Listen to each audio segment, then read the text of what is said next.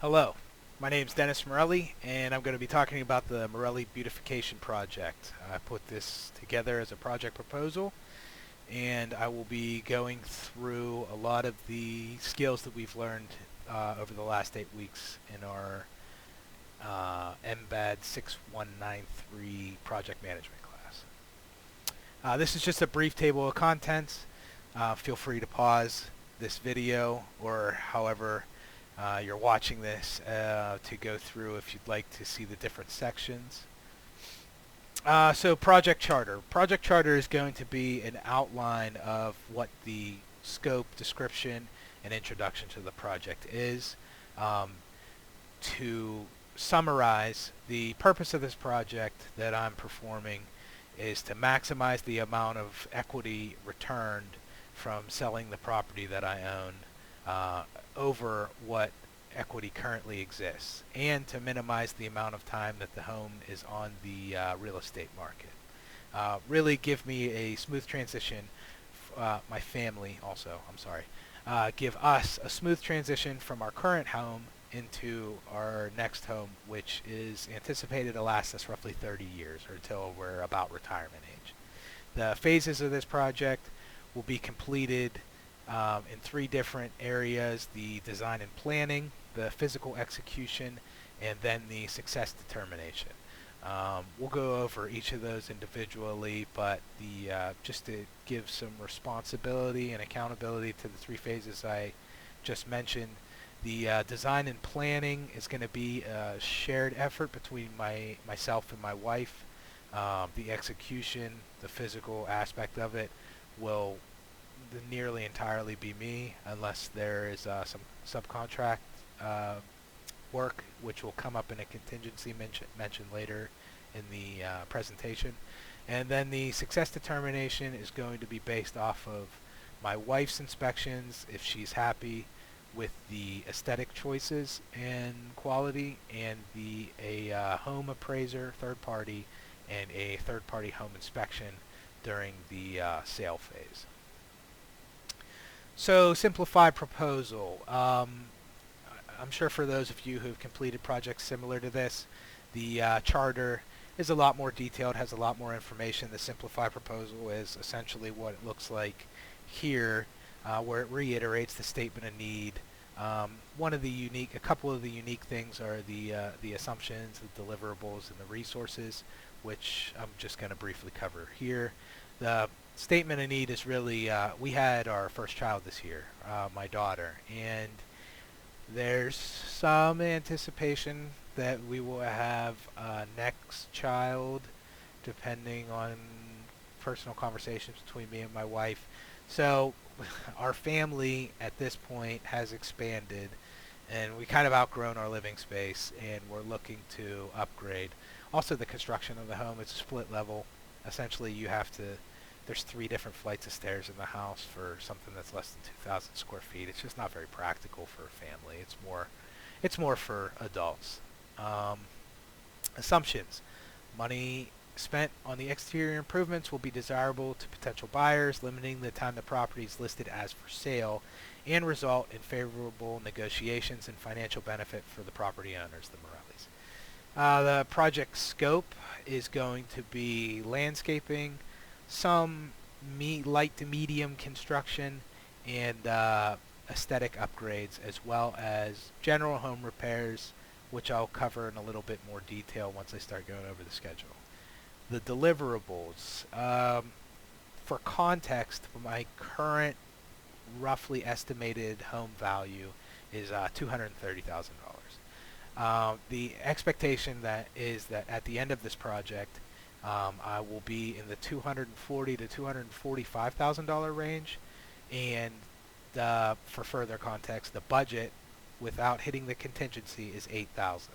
So financially, it's a nominal gain, but it helps, and if it makes the sale shorter in duration and smoother, that's really one of the main concerns that I have.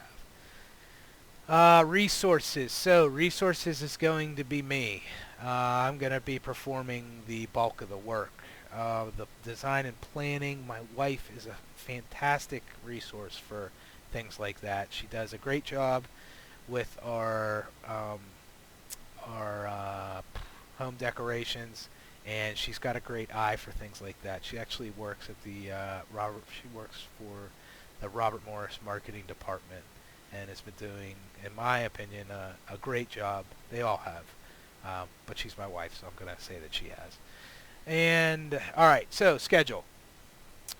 Starting January 1st, after the holidays, she's really going to buckle down and tell me what she wants done as far as the landscaping, the paint, color, what's going to be painted, the type of flowers and plants that are going to be replacing the ones that exist currently, and I will have most of the input for driveway repair method, and that's kind of getting an idea of what should be viable tasks and how they should be accomplished. You'll see February 1st through the 28th. That's another month. Oh, I'm sorry. Part of that planning process is going to be determining what is going to fit within our budget. I have a general idea. If something is found to be much more complex and more costly, then that's going to change our work task packages. February 1st through the 28th is going to be the complexity research. So I'll delve a little deeper into what's really attainable within the schedule timeline and the financial budget. And material purchase and equipment purchase will begin then. March 1st through April 30th is going to be the execution of the landscape construction. That's things like we touched on plants, mulch, river rock, removal of a couple trees, and there is a decorative wishing well that also has a gas line running to it that doubled as a grill that's going to be removed. May 1st through June 15th is going to be the light to medium construction. That's home repairs, mostly second story and up, which adds some complexity, and driveway and gutter installation. The one thing with this home repair, this is where the contingency exists. During the soffit, fascia, and gutter replacement, if I find out that the roof joists are rotted out or the plywood underneath the shingles are rotted and showing signs of moisture, then there is a potential that it will add in the $6,000 contingency cost of replacing the roof. And then finishing out the summer, middle of June 16th through August 31st. Sorry, speaking in such vague terms as far as time. Again, this is a project just for us, so I might not be held to such strict timelines as a lot of the viewers would be if this was my actual job.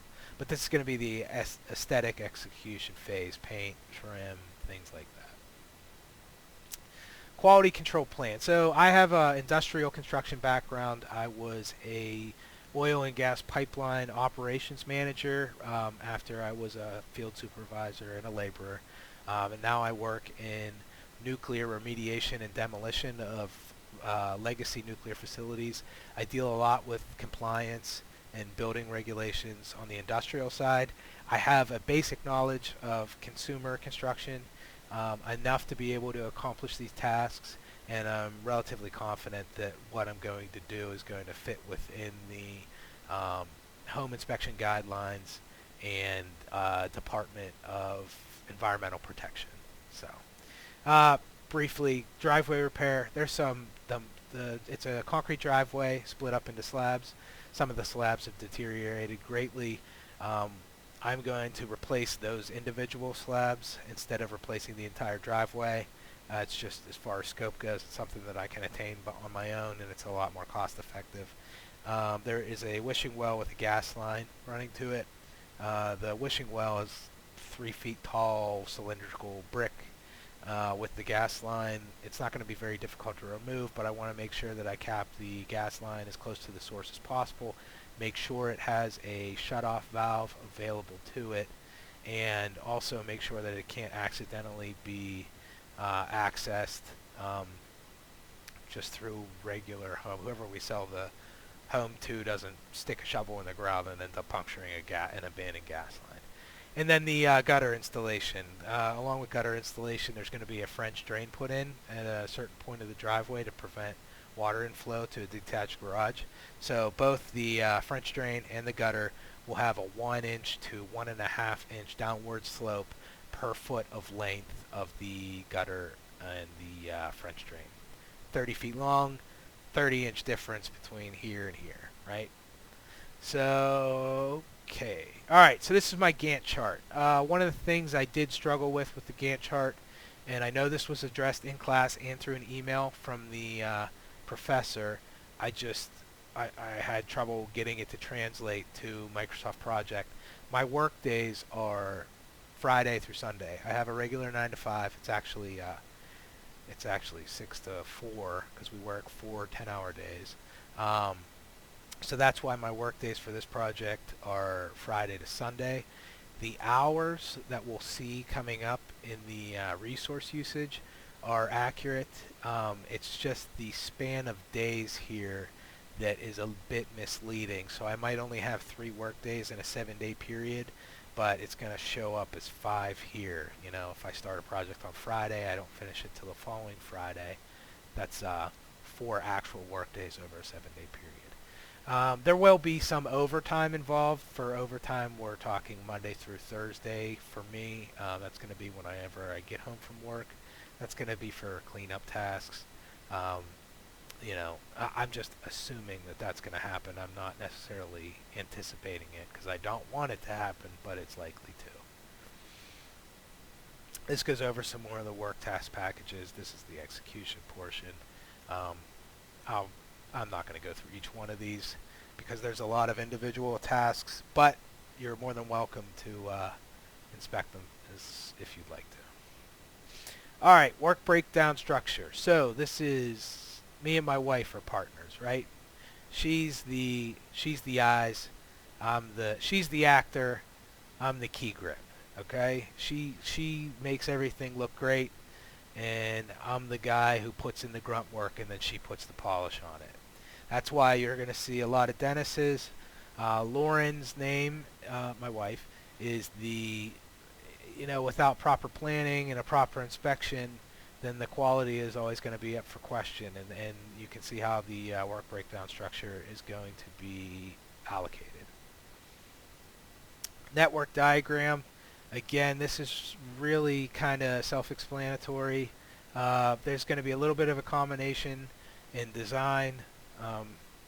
Then it's going to be pretty serial up through when we get to some simultaneous operations between landscape construction and internal auditing. Internal auditing is really going to be her function during the execution phase. You'll notice that it's not for home repairs. It's just she just doesn't really know what she'd be looking at. So unless something is ugly, I probably won't get a lot of input during that section. All right. I haven't addressed this yet, but I did want to make a mention of this. So we're working for ourselves. These labor rates are estimated to give a frame of reference to compare to projects of similar scope, but the expected cost, that's really all this total and these label totals are for. It's just a frame of reference. We're going to be doing the work. I'm not going to pay myself, or I guess I could pay myself and it would end up breaking even anyways.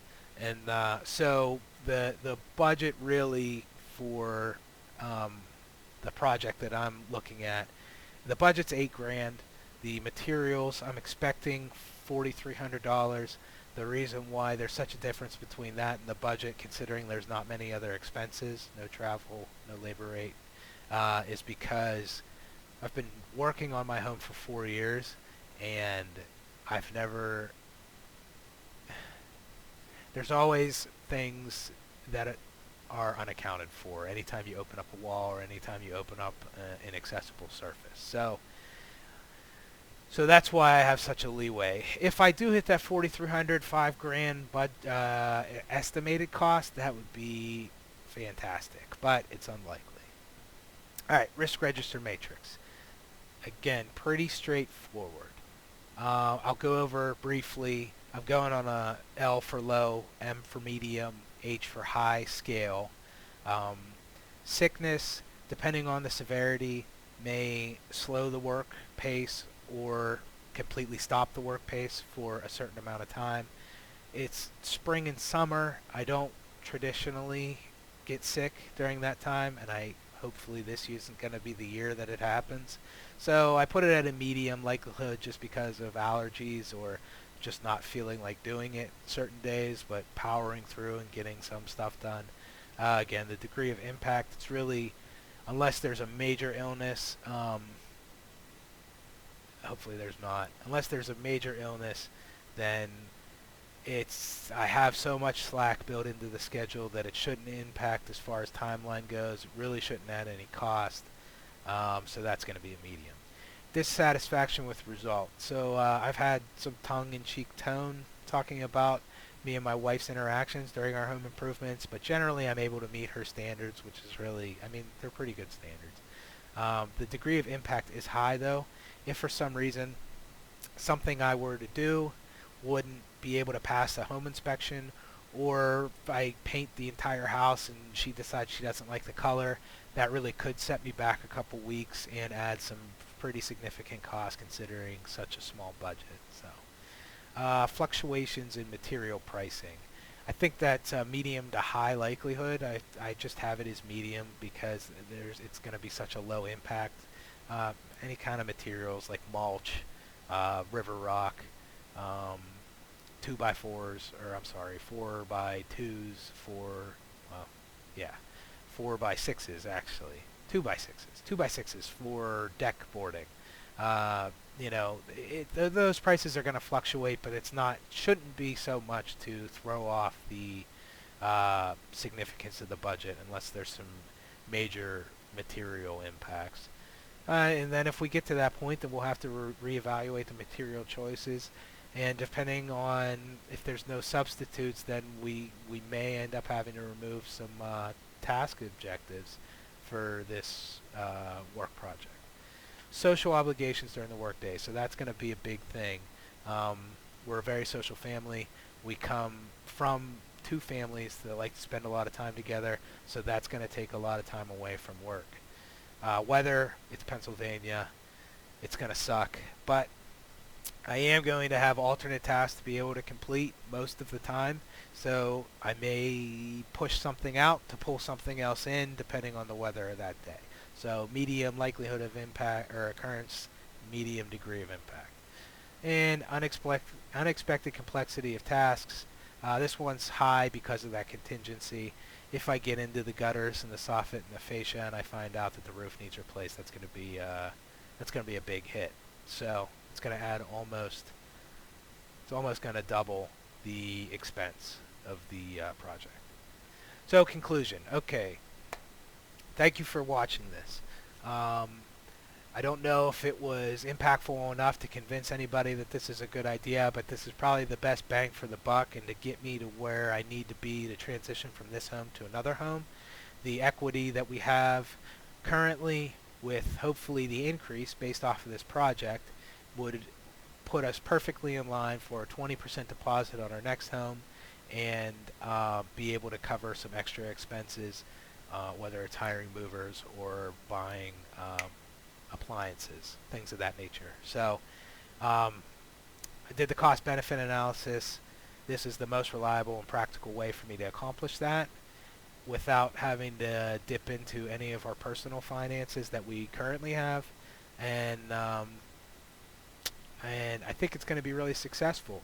And it's been great being in this class, and I've learned a lot. So I hope to see some of you in the future. Thank you very much.